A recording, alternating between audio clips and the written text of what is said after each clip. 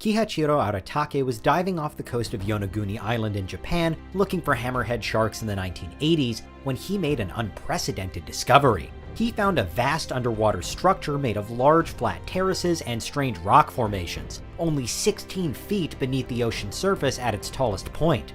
Until then, it had been undiscovered. Now it's one of the world's most captivating mysteries. This is Unveiled, and today we're answering the extraordinary question, what is the Yonaguni Monument? Are you a fiend for facts? Are you constantly curious? Then why not subscribe to Unveiled for more clips like this one, and ring the bell for more fascinating content. At first glance, the Yonaguni Monument looks as though it must have been built by human hands. It has steps, columns, roads, even sculptures and drawings, or hieroglyphs on the walls. Some even argue that it shows the remnants of an ancient stadium. Dating the site has been subject to debate, but according to one marine geologist and dive expedition leader, Masaki Kimura, it was probably constructed between 2,000 and 5,000 years ago, to coincide with the last time that the land it's on was above sea level before it was sunk by an earthquake. Nicknamed the Japanese Atlantis, the Yonaguni Monument, which is 165 feet long and 65 feet wide, is now thought by many to be a remnant of an ancient culture, in some ways similar to Stonehenge. But what exactly could this lost culture be? Well, it may be a magnet for Atlantis theories, but Atlantis isn't the only lost city or even lost continent out there in the world. The lost continents of Lemuria and Mu, for example, are said by some to exist beneath the Indian and Pacific Oceans. At one time, it was proposed that Lemuria was once a sweeping land bridge, enabling animal species to migrate out from Africa, specifically explaining how lemurs, hence the name, could seemingly be found in both Madagascar and India despite such a large ocean between them. Ideas on Lemuria are now very outdated, but they did once serve as a genuine scientific theory on migration. Mu, though, has an even more contentious past, with little to no scientific thinking on where it should be or why it should be there. Today, it's widely billed as the product of 19th century pseudoscience, but in the eyes of some, it's another Atlantis candidate, and the Yonaguni Monument is evidence that Mu did once exist. For Mu hunters, Japan's underwater pyramid could be a relic of an ancient civilization, and there could be more sites just like it all over the ocean.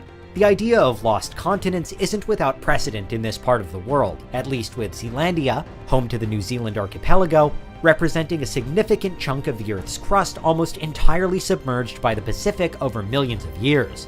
But is the Yonaguni Monument really evidence of an ancient and long-lost entire civilization somewhere off the coast of Southeast Asia? Though Masaki Kimura brings some credibility to his side of the debate, there's mounting opposition to his ideas, with various claims that the monument isn't a monument at all.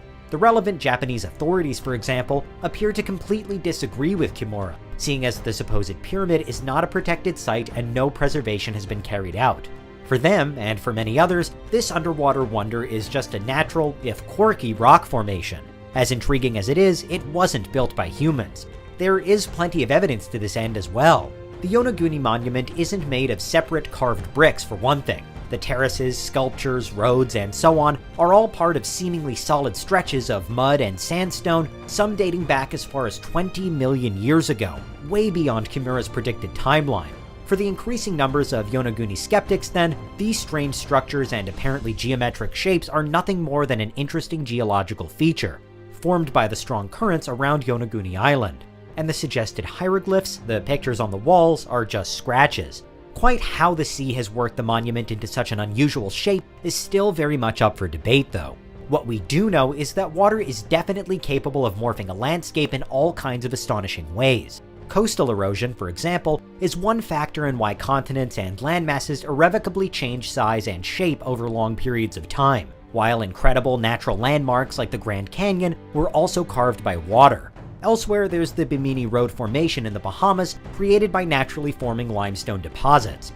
And one of the most famous and distinctive rock formations in the world, the Giant's Causeway in Northern Ireland, is made up of hexagonal basalt columns. Legend says that when an Irish giant was challenged to fight a Scottish giant, he built the causeway to cross the sea and do battle.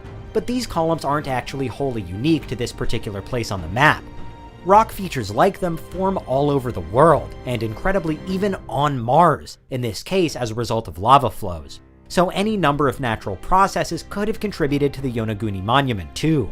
But none of this is to say that unexplained man-made structures don't sometimes appear underwater. They do.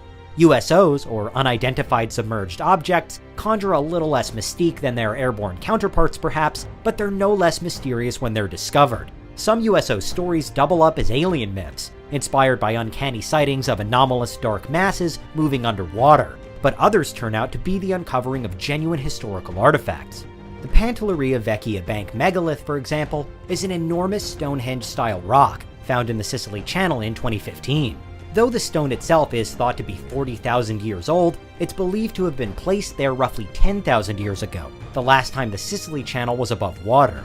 Atletiam is another especially notable underwater monument, a Neolithic stone circle and village off the coast of Israel, which is at least 8,300 years old. Both are evidence of ancient humans living in regions that have long since been submerged, and for one side of the Yonaguni monument debate, it's impossible to rule out that the same might have happened off the coast of Japan. At present, the general scientific consensus is that it's a natural rock formation, but what do you think? In either case, man-made marvel or natural wonder, the Yonaguni monument is an incredible thing.